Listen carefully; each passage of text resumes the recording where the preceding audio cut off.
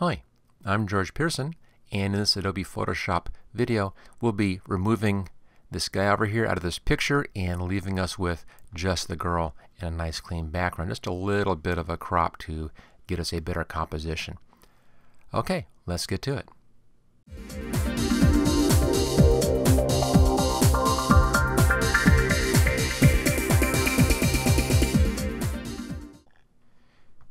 In this image here, to remove this person on the left hand side, there's a few problems with this.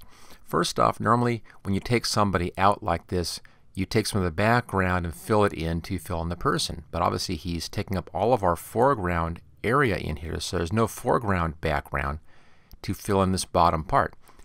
At the top there's enough up in there to do that. We can take some of this over here, some of this over here, actually fill it in here, but we need to solve that problem with the main body area. And I have a trick to do that. Also, notice that his arm in here comes in front of her body right down here, so we need to solve this bit as well, right in there. And a little bit right back in here, it looks kind of like flesh tone. It's actually part of the actual background in there, but it just looks wrong, so we need to fix that as well. So a few little problems in here on this image that we have to deal with and solve. We'll start off though by taking our background layer here and just drag this down to the new layer button. There we go. Make a copy of that background, then just hide the original. That's because we're going to be doing some destructive work on this actual layer. So we want to have a safety copy, and that's our safety copy down there. If we mess up on this one, we can always go back and there's our safety copy and to start again at that point. Okay, the next thing to do, and this is the basic situation in any image where you want to remove or change the background from somebody, we want to separate our foreground person out from the background and put that foreground person on their own separate layer. We can then go in and fix or change or adjust the background as we need to and keep our foreground layer clean. Now the easy way to do that obviously is to use up here select and mask. So let's go ahead, click on that and bring up this tool. Here we go. Now this is really easy to use, and the way I like to approach this is to go over here left hand side and just grab the lasso tool here. You have your different options, the lasso and the polygon lasso. Regular lasso should be good enough. And then just starting someplace where it's easy to spot, like right up here above the hair. I'm just going to do just a little lasso in pretty close to the hair. I'm not going to go over it, but just come in pretty close, just like that. And then around outside, and then back up along the other side of our image here. This side doesn't actually matter because it should be sitting on top of the same photograph and it's going to blend in perfectly. All we really care about is this bit right down here, but I'll do the rest anyway just to keep it nice and clean. So here's our basic mask. Now all you have to do is go over here, and this is the middle of these three brushes right there. It's the Refine Edge brush. Click on that and then come back in and change or paint over this, and this will then change that boundary layer. Now your brush size, you can see it right there. There's a brush size. You can adjust that up here at the top where it says 74 is the one that I'm using. You can go add or subtract on your selection, but this should do a good job for us. And the way you do this is you just paint right over that edge, and notice how it very quickly goes in and does that masking. Now again, up here this is not critical. I'm just doing this just to make a nice complete job here, but you could even just leave that alone if you wanted to. Alright, let's come down and do the important part, and that's this stuff down here. And this tool, you have to kind of go back and forth a bit on it to get a real nice clean job. And I found that if you pull in like this, it tends to do a better job. Just pull it in from the background and pull it in, and that should give you a nice clean hair. Alright, that gets our important part here. The hair is selected right in here. That's her arm there, so that's fine. Leave that as is. Everything else is looking okay. And again, all this is, we just ignore all that. That's just fine. So there's our basic selection now. Let's now output this right hand side, output this as a new layer with layer mask. Choose OK. And there we go. And that gives us our hair selection down in this area in here. Okay, so far so good. Now let's go back to our background copy. That's this one here, and we need to get rid of this guy in here. So this is a couple step process, the first thing I always try is just to see if we can do the ContentAware Fill and see how good that works for us, see if that gets rid of the problem. I know it's not going to do anything down in here. I have another trick for that, but it should solve the head area in any case. For the ContentAware Fill to work, we have to make a selection. So let's get set up for that. Let's first make sure we're on the right layer. That's our background copy layer. Let's then choose a selection tool. I'll just use the standard lasso tool. And let's make just a little lasso just around the head. That's the part I'm really caring about. And a bit of that shirt right there. And there's our selection.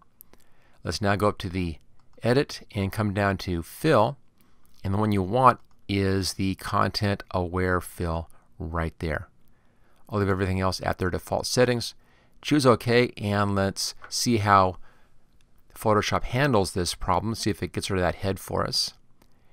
Does a pretty good job. This little bit of a problem in here, we can fix that with the clone stamp. So let's go ahead now and deselect. Deselect right here, or of course the Control-D keyboard shortcut. Now this takes care of the edges for us. Let's now fill this bit in here, and we'll do that with the clone stamp tool. To do a bit of clone stamping, just kind of bring this down just a touch. We can even go over the hair at this point just a little bit as well, because of course that's solved with our other option up there. Okay, switch over to the clone stamp tool. There it is. And let's bring the brush up quite a ways. The brush size, of course, will depend upon the size of your image. And that should do okay here. In this image, it's at 95 pixels.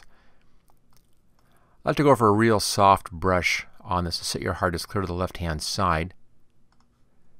And then with the clone stamp tool, you hold the Alt key down, choose a spot and click, let go of the Alt key, and then just paint back over here, and that takes care of that little bit.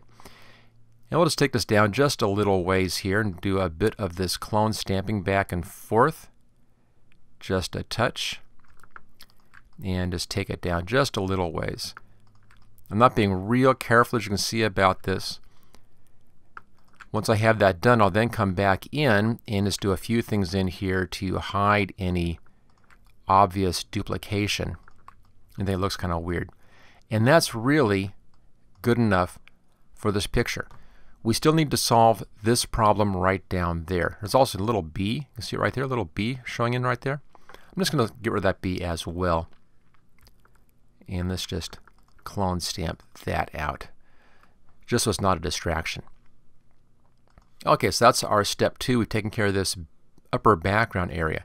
Now we need to fill in this spot down here with something else. We need to have the right background. Luckily, the girl's in front of this field of lavender in here. So I did a search on the internet and I found a nice picture with a field of lavender that goes out of focus in the background. And here's our foreground lavender. Very, very similar to the kind of field that she's in. Let's just pull this down so it's floating, which makes it easy to grab this background layer here and just drag it over and drop it onto the picture just like that. There we go. Now it should be in behind. Let's bring her back up again. It should be in behind our top layer and above that copy. We can then position this so that it fills in that background area and hides that background. Now one thing you've noticed in here is that the size of the flowers here are too large compared to the size of the flowers in the background. They're about twice as big as they should be. So let's fix that size. I'll do the Control-T keyboard shortcut, brings up our control handles. Hold the Shift key down. You can then grab a corner and resize this until the flowers are about the right size. And that looks pretty good. There's a foreground flower right there. And I think that's pretty close to the right size. They're a bit further back than that and a little bit smaller. So that works out well.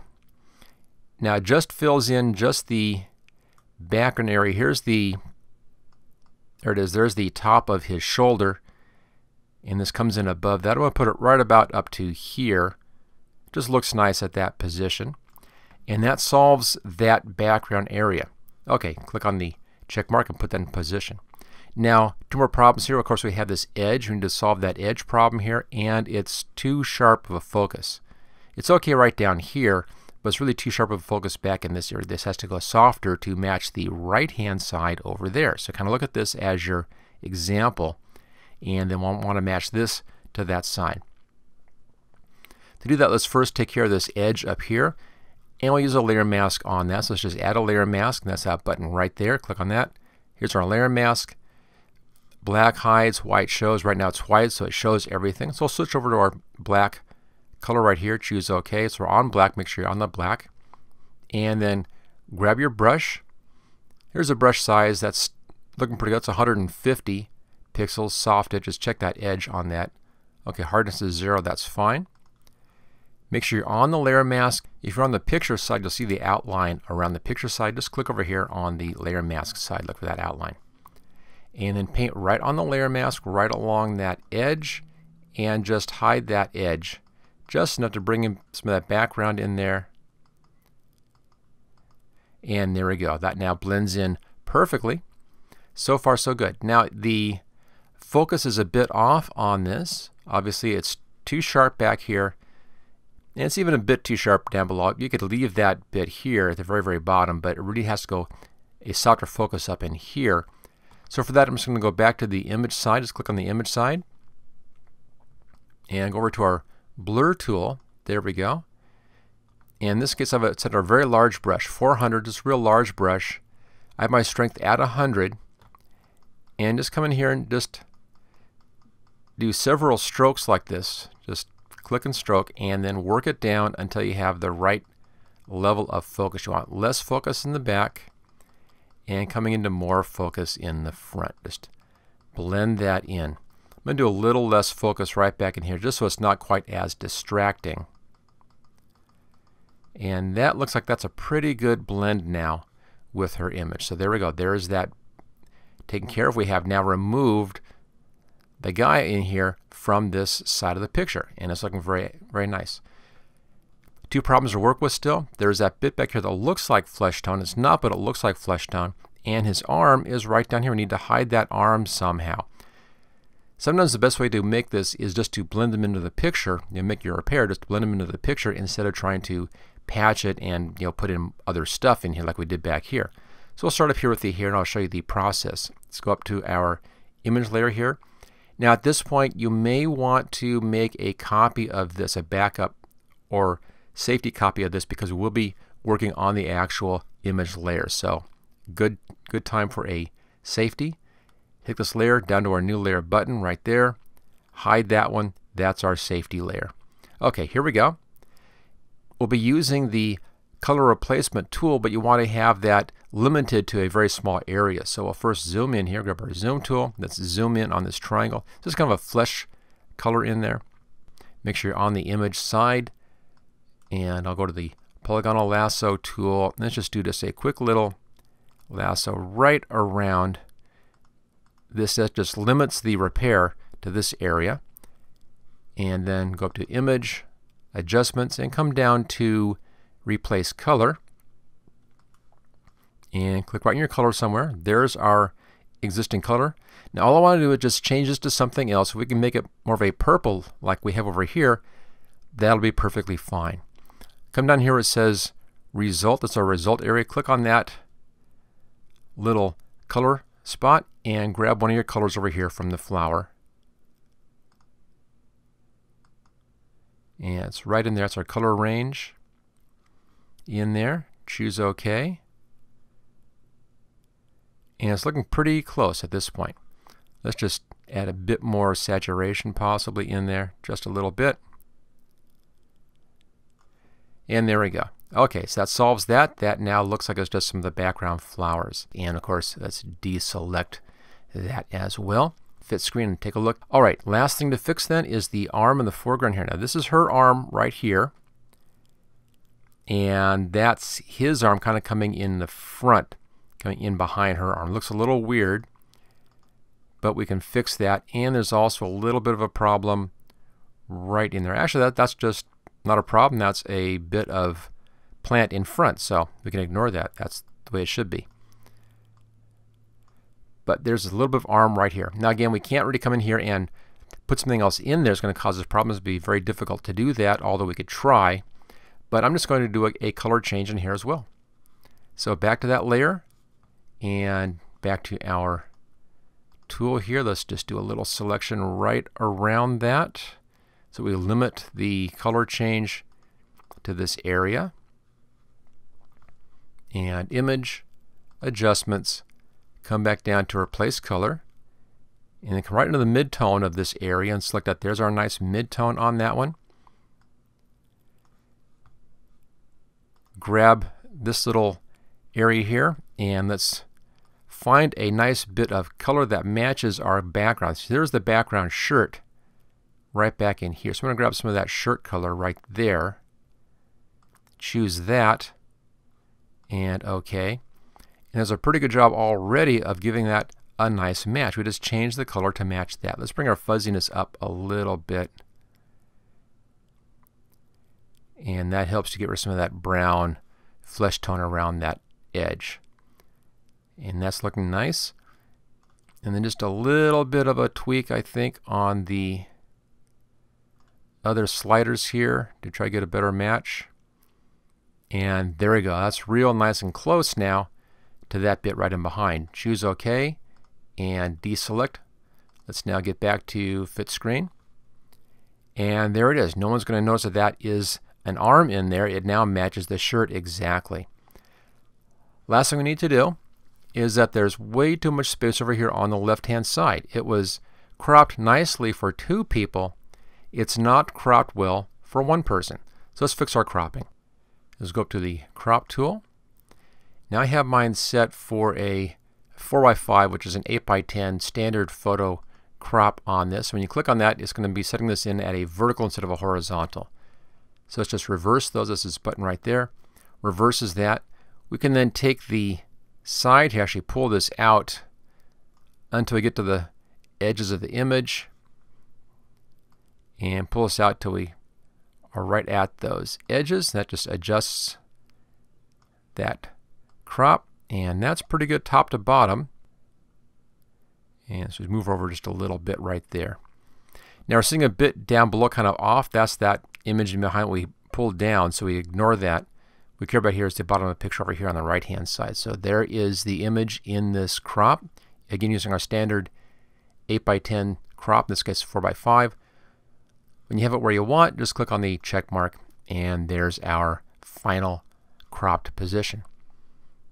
Now last thing, there's still some things you may want to go back in and be even more careful on that little bit right in there, little line right there.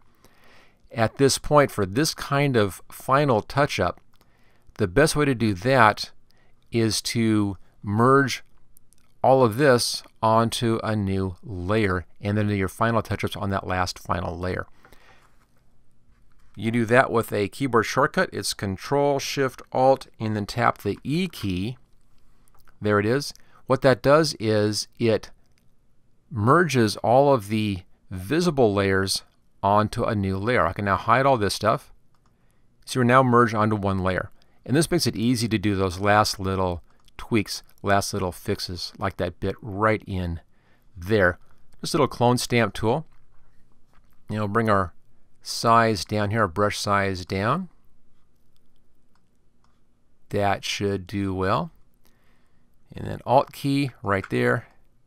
And just a little clone stamp. Like that. And it's a perfect fix. Let's take a look at our bottom area again. It's actually fine. That's just a leaf in front. Kind of confusing on its look, but it's actually correct, so that's good too. Back to fit screen, and there we go. Let's now see how we did. Let's take our background down here. This, of course, is a cropped background, so it's going to be cropped a little bit, but we'll make a copy of the background. Pull him to the top up here. There's with the guy left-hand side. Again, he has been cropped in, but that's okay. And there's without. So there's with and there's without. A few little tricks to get this nice clean copy and nice remove person, but as you can see, it does a perfect job if you just approach it logically. The big trick, of course, here is to find a different photo to give you something to fill in that area where we have taken out his main body. So little additional picture, and then you're all set to go. Now if you enjoyed this video, make sure you click that like button and of course share and also subscribe to my channel. And if you want to learn a lot more about Adobe's Photoshop program, take a look at my complete training courses, and there's a link right down there in the description. Thank you for watching my video. I hope you found it useful. If you like this video, click on the like button below to let others know. You can click the subscribe button so you don't miss any of my videos in the future. I'm frequently uploading new training videos. Don't forget to check out my website at howtogurus.com.